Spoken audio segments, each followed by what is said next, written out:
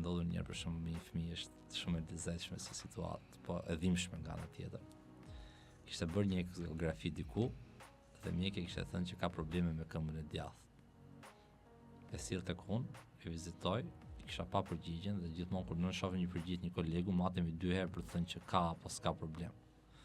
Dhe i them që fëmia jote është normal. Nga atje ikën dhe shkon tek një mjek tjetër. Mjeku tjetër tashmë i thotë ke probleme në krahun tjetër të këmbës. Dhe pacienti i agituar më merr në telefon dhe thotë dua të takoj patjetër dhe vjen. Dhe më thotë ti do të përgjigjesh për çdo gjë për fëmin tim, thotë, sepse normalisht ti më ke thënë është normal dhe 2 të tjerë kanë thënë që ka problem. Edhe poria i thashun do më japësh pak dokumente që ti shoh, po këtë moment duhet të rysh qetësinë sepse është e vetmja zgjidhje.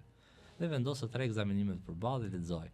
Problem në këmbën e majt, normal, problem në këmbën e djathtë. 3 të ndryshme. Dhe i them, të bëj një pyetje, i thash, po dua të më japësh një përgjigje. Pse mendon që unë jam i vetmi që e kam gabim nga këto të 3? Pra, nuk është se të dy kanë thënë majtas dhe unë kam thënë normal. Njëri ka thënë djathtas, njëri ka thënë majtas dhe unë kam thënë normal. Po jo, tha, këto kanë thënë që ka problem, ti ke thënë që s'ka problem. I thash, numri 2 nuk e lufton njëshin, sepse nuk është matematik që numërojmë zarat. Gjithsesi, ajo që unë kam detyrim kundrejt teje, është që fëmin tënd pasi edhe përsëri. Ta rivlerësoj. Dhe nëse në rivlerësim del kjo që kam matur unë, këtu mbaj unë përgjegjësi për fëmin tënd. E solli, i bëra prap, e sqarova dhe iku i qetë. Problemi që ndron që numri nuk është zgjidhje, pra ti mund ta vizitosh fëmin dhe 20 veta. Por mund të ndodhë që 19 prej tyre mund ta kenë gabim.